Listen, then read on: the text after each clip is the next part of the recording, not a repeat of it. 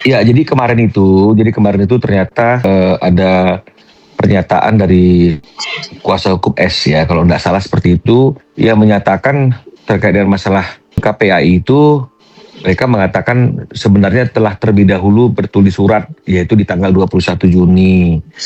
Sementara kan kita datangnya itu kan di tanggal 22 Juni, di hari Senin. Mereka bertulis suratnya tanggal 21 di hari Minggu. Nah, jadi banyak pihak yang ingin konfirmasi terkait dengan masalah jangka waktu itu ya. Apakah benar mereka lebih dulu tapi yang diterima abang dulu, kan seolah-olah kan seperti itu. Seperti seolah-olah ada sesuatu yang tidak fair di sini kan begitu. Nah, tadinya abang berpikir dengan mencantumkan itu di Instagram abang udah cukup untuk menggunakan hak jawab, jadi teman-teman bisa lihatnya dari situ saja gitu. Tapi ternyata teman-teman nggak puas ya kalau nggak bicara langsung dengan saya kan begitu ya. Jadi eh, kita sudah bertulis surat jauh sebelum tanggal 21 ya. Karena kita bertulis suratnya itu di tanggal 18 di hari Kamis ke KPAI.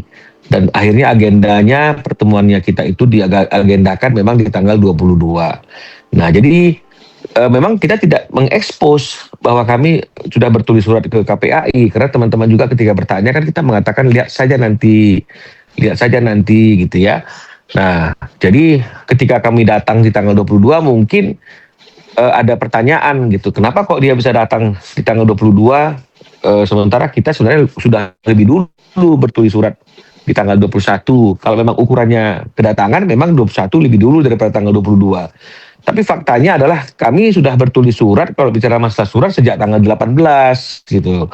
Jadi ini yang ingin kami klarifikasi supaya jangan ada kecurigaan, jangan ada pikiran-pikiran bahwa ada sesuatu yang tidak sesuai dengan aturan berkaitan dengan diterimanya kami di KPAI pada tanggal 22 Juni yang lalu. Saya tidak bisa menanggapi apa-apa karena itu kan merupakan curahan hati daripada Bertrand. Apa yang disampaikan Bertrand itu kan adalah pengalaman yang dialami oleh Bertrand. Jadi mungkin ketika Bertrand melihat bahwa mungkin ayahnya Ruben ini terlalu dipojokkan, terlalu dibesar-besarkan, tidak memberikan nafkah, misalnya seperti itu ya. Dan kemudian dia tahu betul mungkin bahwa ada satu kondisi di lingkungan itu yang suka menjelek-jelekkan ayahnya, yang membuat akhirnya anak-anak jadi jauh dari anak-anaknya, tidak pernah peduli. Padahal sebenarnya kan cukup besar ya kepedulian Ruben, tiap hari bertanya bagaimana bisa bertemu, nafkahnya diberikan lumayan relatif besar kan begitu. Tapi kan ternyata fakta dari apa yang disampaikan oleh Bertrand kan anak-anak pada nggak tahu ini. Kan itu yang bisa kita simpulkan. Nah, jadi mungkin ya kita hanya bisa menafsirkan dari apa yang disampaikan oleh Bertrand dalam suratnya tersebut. Tapi kalau misalnya kemudian dalam apakah memang itu faktanya atau bagaimana, saya nggak bisa menanggapi karena itu adalah curahan isi hatinya Bertrand dari situasi apa yang dia alami, apa yang dia dengar, apa yang dia lihat. Ya sah-sah saja S sebagai perempuan berkonsultasi ke Komnas Perempuan. Itu kan nggak ada yang aneh gitu loh. Cuma kan kami tidak tahu apakah konsultasinya itu berkaitan nggak dengan permasalahan yang ada. Kalau memang konsultasinya berkaitan dengan masalah yang ada, ini kan jadi kurang duduk dia persoalannya karena masalah yang ada ini kan tidak ada masalah apapun terhadap S kecuali ini adalah masalah Ruben nggak bisa bertemu dengan anaknya atau mengalami kesulitan untuk berkumpul bersama dengan anaknya sesuai dengan kesepakatan di Akta 39.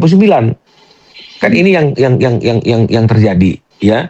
Nah, kalaupun misalnya kemudian ada informasi bahwa hanya konsultasi dan curhat tentang dari awal berumah tangga sampai ini, ya boleh-boleh saja. Meskipun kalau kembali ditarik atas perspektif permasalahan ini, itu juga kurang tepat karena kan masalah rumah tangga mereka kan sudah selesai dengan diketoknya palu, dikabulkannya gugatan perceraian. Harusnya disitulah eh, wadah untuk saling buka-bukaan, saling mencurahkan isi hati terkait dengan masalah apa yang mereka alami dalam rumah tangga itu sehingga akhirnya terjadi perceraian kan begitu.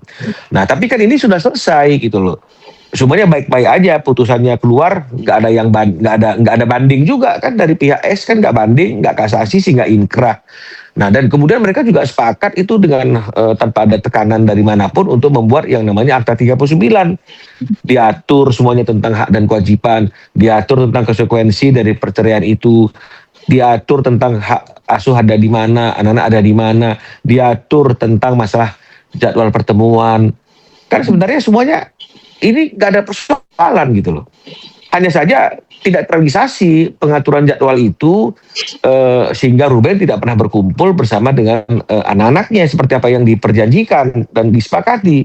Kan modelnya seperti persoalannya kan seperti itu. Jadi kalau misalnya kemudian sekarang kita mundur lagi ke belakang bicara tentang masa lalu, tentang masalah ini, saya rasa sih itu justru akan menjadikan masalah menjadi bias karena pokoknya kan adalah anak-anak. Nah, kalaupun memang misalnya itu ada kaitan dengan masalah anak-anak, seperti misalnya karena curhatannya itu sehingga disimpulkan oh ternyata ada kekhawatiran atau ada hal-hal yang membuat S tidak nyaman kalau anak-anak ada bersama dengan ayahnya Ruben Onsu.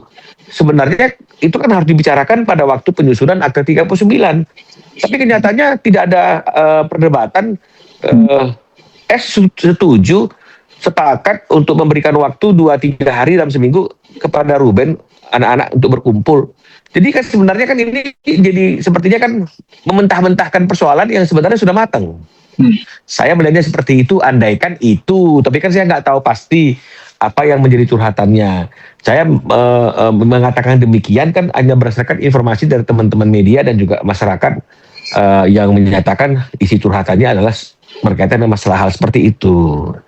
Kembali lagi kan ini kan masalah internalnya Ruben yang di luar kewenangan saya sebagai hukum apa yang menjadi hak-haknya Ruben yang belum dia dapatkan ya. Jadi kalau memang misalnya kemudian menurut si hati ini berkaitan dengan masalah anggota keluarganya dalam hal ini adalah adiknya, saya kira ya itu sah-sah saja kan begitu kan. Namanya orang ingin menuliskan apa yang menjadi isi hatinya kan begitu kan, ya dia tuliskan. Apakah itu benar? Yang tahu kebenaran itu pasti hanya Ruben kan gitu dengan Jordi. Itu sedikit gitu curahan hati belum dia. Belum ada. Jadi selama Ruben ada umroh itu kami belum ada komunikasi karena abang juga nggak mau mengganggu konsentrasinya dia untuk melakukan ibadah umroh. Dan Ruben juga tahu bahwa abang juga ada beberapa kegiatan yang abang lakukan yang mungkin juga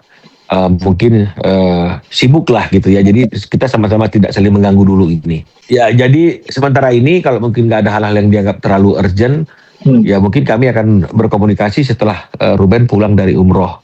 Tapi kalau misalnya ada hal-hal yang urgent ya tidak menutup kemungkinan kami akan mengontak Ruben dan Ruben akan mengontak kami.